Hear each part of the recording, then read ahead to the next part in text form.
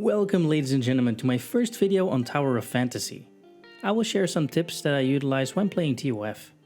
If you come to like these tips, don't forget to leave a like on this video and leave a comment if you wish to share some of yours as well. Without further ado, let's deep dive into it. TOF, or Tower of Fantasy, is Perfect World's latest MMORPG, so we would tend to treat it as such.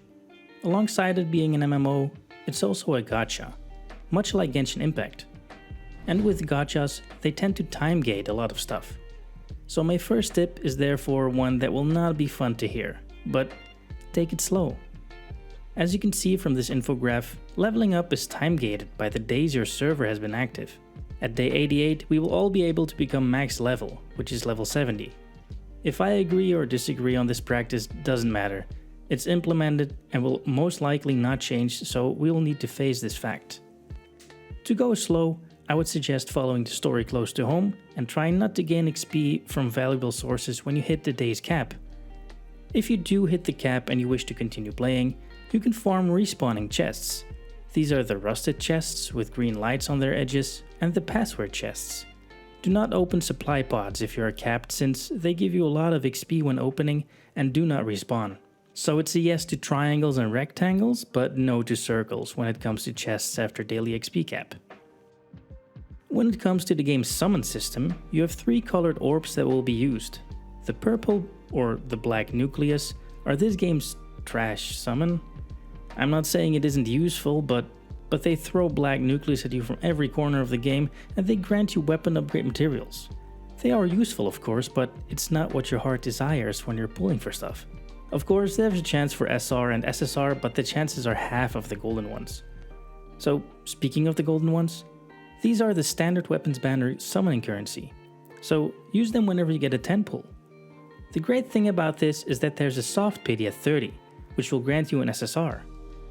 And the pity of 80 will not reset when you get that SSR earlier. So you'll have a chance of getting multiple per 80 summons, but at least one guaranteed. Then the last orbs are the red ones. Red nucleus are this game's premium summon orbs. And as far as I know, the only way to obtain them is to convert dark crystals into red nucleus. In that case, it's very important to only spend your dark crystals on the red nuclei and not ever on the gold ones. Whenever you get dark crystals, buy red ones. Really simple.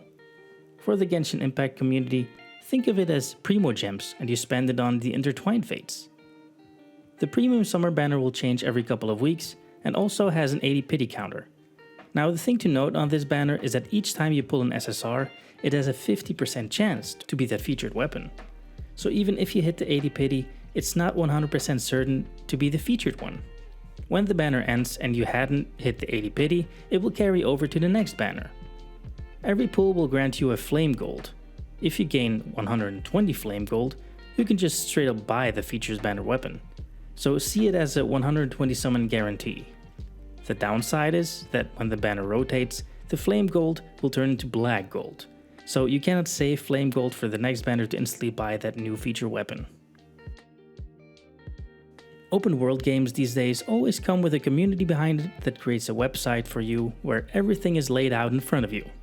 In this case, the TOF interactive map, linked down below, will show you every nuclei location, every chest spawn location, all the materials, etc. If you're into getting all the things and keeping track, it's highly recommended to log into the interactive map website and afterward mark all your findables as found.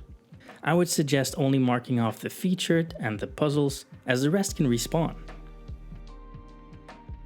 In Tower of Fantasy, it looks as if you're summoning for characters, but every banner in this game is a weapon banner.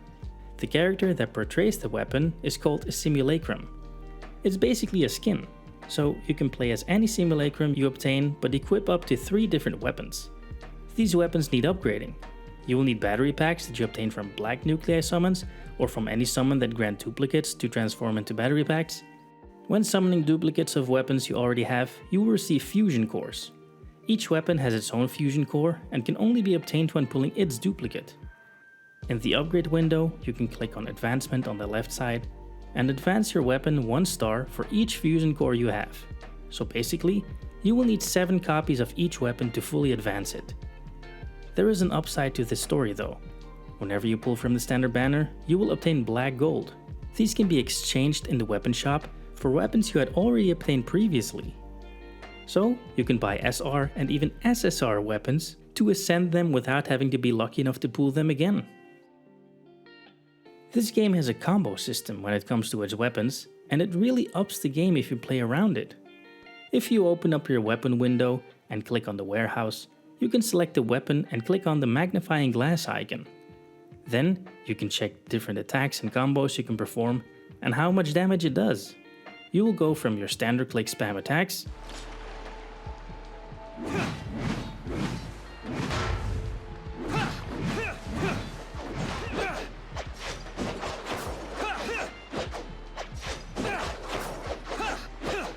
to something more like this.